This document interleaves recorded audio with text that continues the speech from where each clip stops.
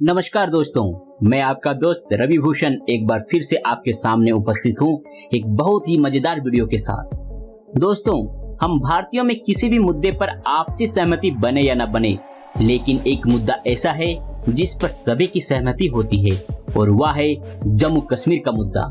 दोस्तों, पाकिस्तान द्वारा जबरन कब्जा किए गए कश्मीर के हिस्से को वापस पाने की हसरत हर एक देशवासी की है, लेकिन क्या आप जानते हैं कि पाकिस्तान ने जिस कश्मीर के हिस्से पर कब्जा किए हुए है उसकी कहानी क्या है और भारत इसे कैसे वापस पा सकता है। दोस्तों, अभी जम्मू कश्मीर का आधा हिस्सा पाकिस्तान के कब्जे में है, जिसे हम पीओके कहते हैं। लेकिन अब सवाल ये उठता है कि भारत के अभिन्न अंग जम्मू कश्मीर का इतना बड़ा हिस्सा आखिर पाकिस्तान की झोली में कैसे पहुंचा, या यूं कहें कि पाकिस्तान ने इसे कैसे कब्जा किया। इसे समझने के लिए हमें थोड़ा फ्लैशबैक में जाना होगा। 1947 में भारत में लगभग 565 देशी रियासतें थी और जब मुल्क आजाद हुआ तो अंग्रेजों ने इन रियासतों को अपनी क्षमता और भारत पाकिस्तान दोनों में से किसी भी मुल्क को चुनने की आजादी दी। भारत और पाकिस्तान दोनों ही इस रेस में थे कि कश्मीर उनका हो जाए, लेकिन ऐसा होता उससे पहले ही पाकिस्तान के सैनिकों ने कश्मीर पर हमला बोल दिया और इससे निपटने के लिए जम्मू कश्मीर के राजा हरि सिंह ने भारत के तब के गृह मंत्री सरदार वल्लभ भाई पटेल से मदद मांगी। उस वक्त महाराजा हरि सिंह ने काफी सोच विचार के बाद फैसला लिया और भारत के साथ विलय करने का निर्णय किया। उसके बाद भारतीय सेना कश्मीर भेजी गई और दोनों देशों के बीच भीषण युद्ध हुआ।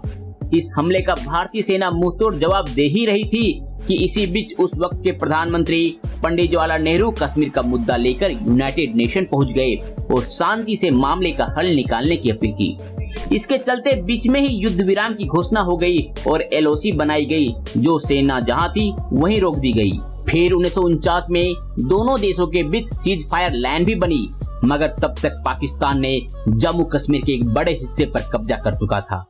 दोस्तों, कश्मीर का दुश्मन अकेला पाकिस्तान ही नहीं है। 1963 में एक समझौते के तहत पाकिस्तान ने पीओके का 5180 वर्ग किलोमीटर का हिस्सा चीन के नाम कर दिया, जिसे हम अक्साई चीन के नाम से जानते हैं। दोस्तों, अब आते हैं सबसे इम्पोर्टेंट सवाल पर कि पीओके को वापस कैसे पाया जा सकता है, क्योंकि भारत और पाकिस्तान के बीच 1965, 1971 और 1999 में ऑलरेडी 3 युद्ध हो चुके हैं और सभी युद्ध भारत ने ही जीते हैं, लेकिन इसके बावजूद पीओके वापस भारत को नहीं मिल सका। तो क्या इसे वापस हासिल करने के लिए कोई चौथा युद्ध होगा जो पिछले 3 युद्धों से बहुत बड़ा होगा? दोस्तों, पाकिस्तान ने छल और बल के आधार पर पीओके पर कब्जा किया था, इसलिए इस हिस्से को अब सैन्य ताकत से ही वापस लिया जा सकता है। अभी भारत के पास अपने इतिहास की सबसे मजबूत सरकार है जो कड़े कदम उठाने में सक्षम है।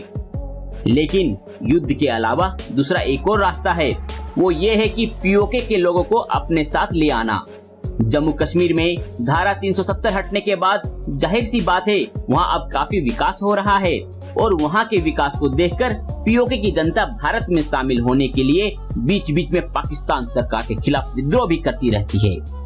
पीओके के लोगों के साथ आने से भारत के लिए पीओके को हासिल करने का रास्ता आसान हो जाएगा। वहाँ के नागरिक पाकिस्तानी सरकार और सैनिकों के अत्याचार से काफी त्रस्त हैं। ऐसी स्थिति में पीओके के लोग भारत के साथ ही आना चाहते हैं। दोस्तों, पाकिस्तान जितना कमजोर होगा भारत के लिए उतना ही आसान होगा।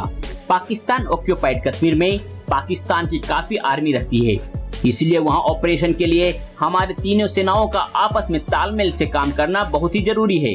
पीओके को वापस लेने के लिए भारत सरकार की तरफ से कई स्टेटमेंट्स आती रहती हैं। हाल ही में विदेश मंत्री एस जयशंकर ने भी कहा था कि पीओके भारत का हिस्सा है और जल्द ही इस पर भारत का भौगोलिक कब्जा होगा। 1994 में भारत की संसद ने भी इस क्षेत्र को अपना अभिन्न हिस्सा बतलाया है। प्रधानमंत्री नरेंद्र मोदी ने भी स्पष्ट शब्दों में कहा है कि पाकिस्तान अधिकृत कश्मीर भारत का अभिन्न हिस्सा है और जैसे कश्मीर से आर्टिकल 370 हट गया है, वैसे ही जल्द ही पीओके भी आधिकारिक रूप से भारत को वापस मिल जाएगा।